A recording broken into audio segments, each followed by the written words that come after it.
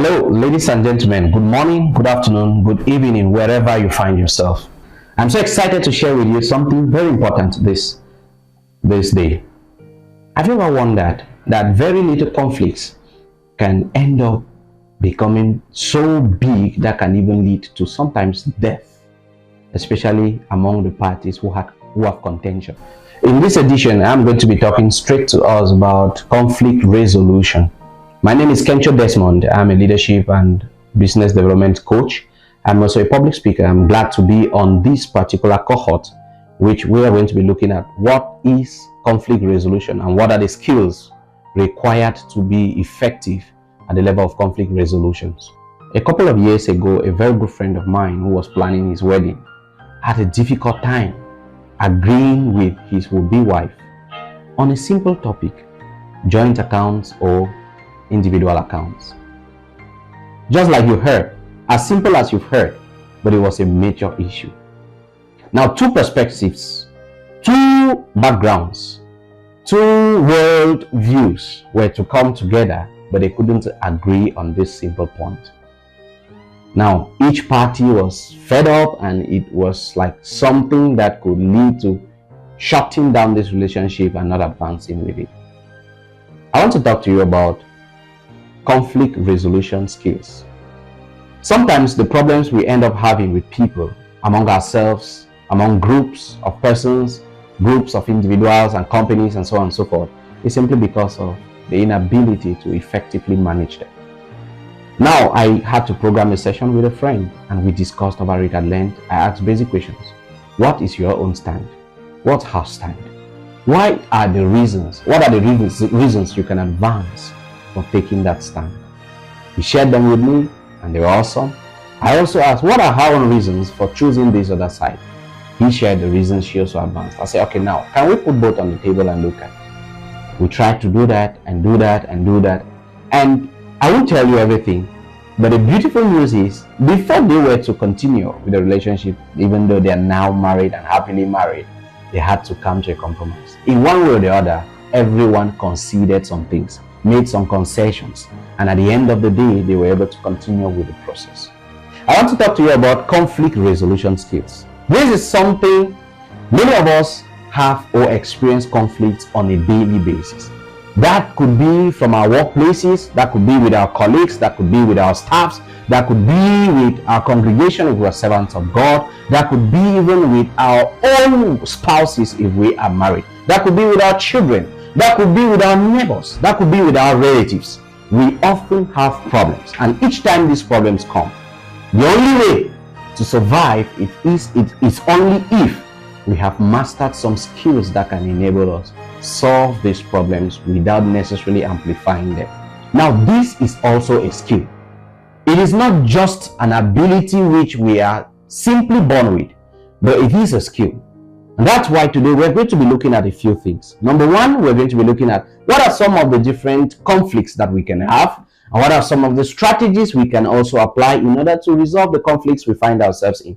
And finally, I'm going to be sharing with you a few tips which are very important, which we all can apply in order to make progress in everything we're doing.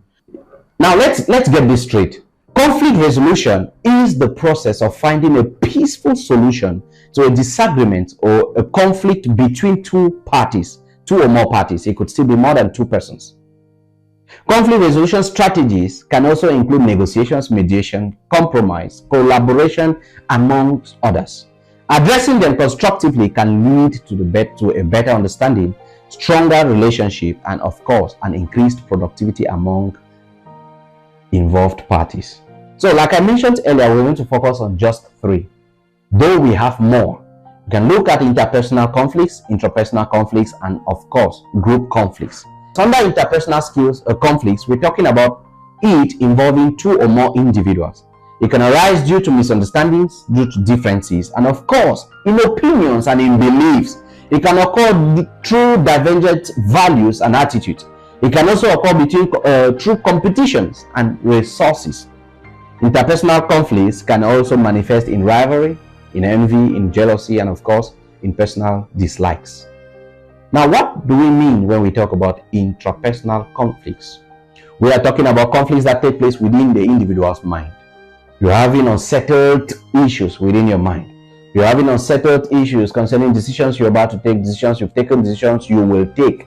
You're having unsettled decisions. You're unsettled confirmations, unsettled agreement, unsettled accord between the actions you're about to take, the thoughts you're incubating, and the actual inner person. We can also talk about group conflicts, which has to do with a group of persons. 2 groups, 3 groups, 4 groups, and so on and so forth. Nations also find themselves under these, where different nations are fighting among each other. So each type of conflict presents unique challenges for the individual or the group of persons involved, forcing them to adapt or to find compromises or to overcome the obstacles.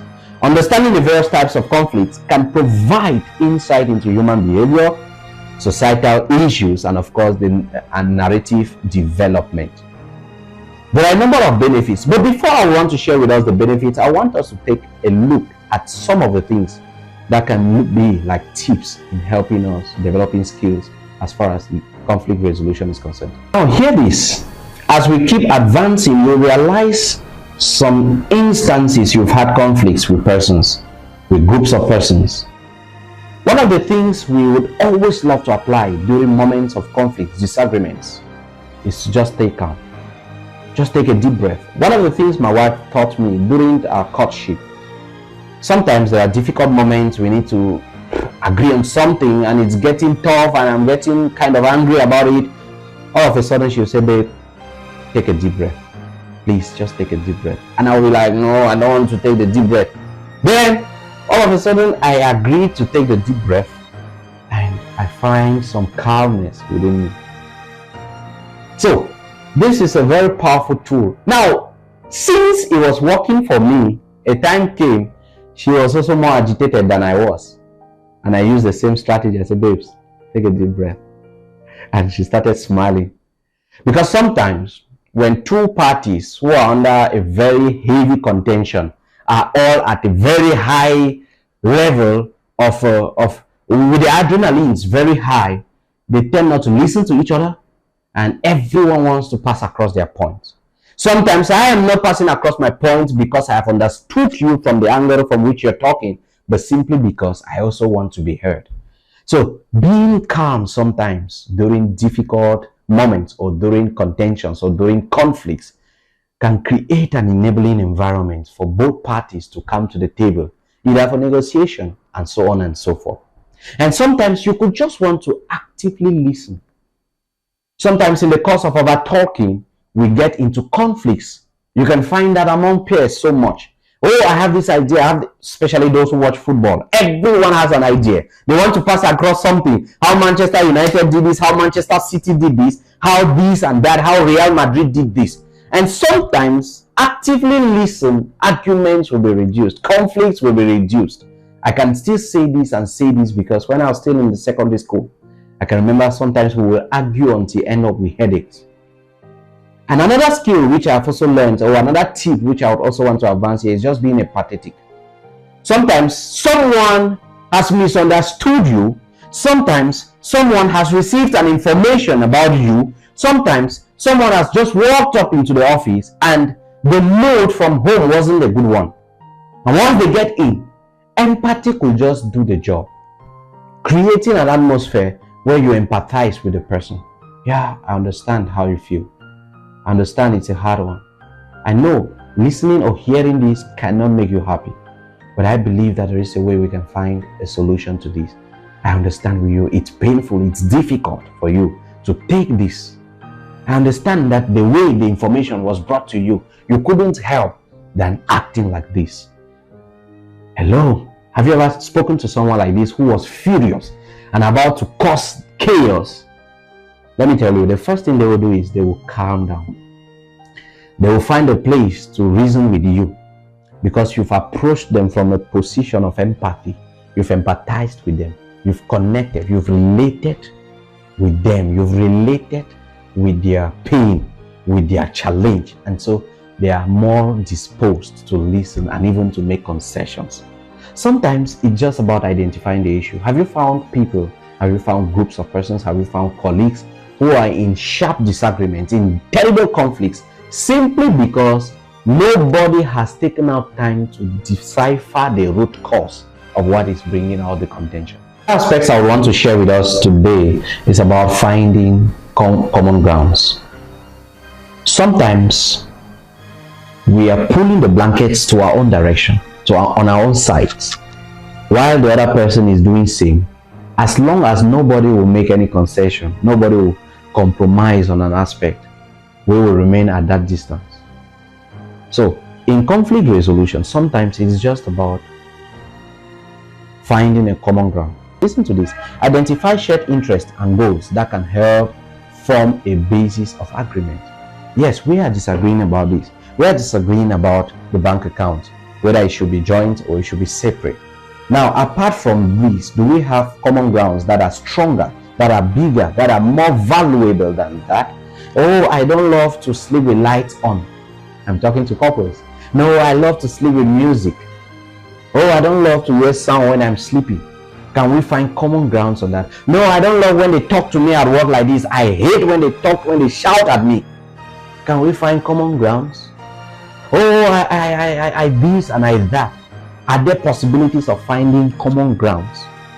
Another element I want us to look about is about compromise. Sometimes I will need to give up something in order to foster the relationship, in order to foster productivity at the workplace, in order to foster growth in my community, in order to foster growth within that congregation.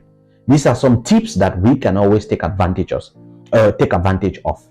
Oftentimes, conflicts always escalate because two parties, or the parties involved, or the individual and his inner self can't find a common ground. As long as we can find a common ground, we can be able to make progress.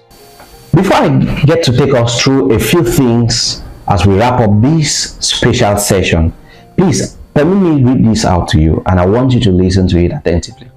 Remember, resolving conflict takes practice and patience, but cultivating these skills leads to more effective communication and fosters healthier relationships. The reason we want to acquire the skills, the reason we want to seek for these skills, the reason we want to grow in resolving conflicts is because we want to foster healthier relationships. We want to foster productivity at workplaces. We want to foster community development where contentions are reduced. Though it may be difficult to eradicate entirely because worldviews are different, because perspectives are different, because situations, circumstances are all different.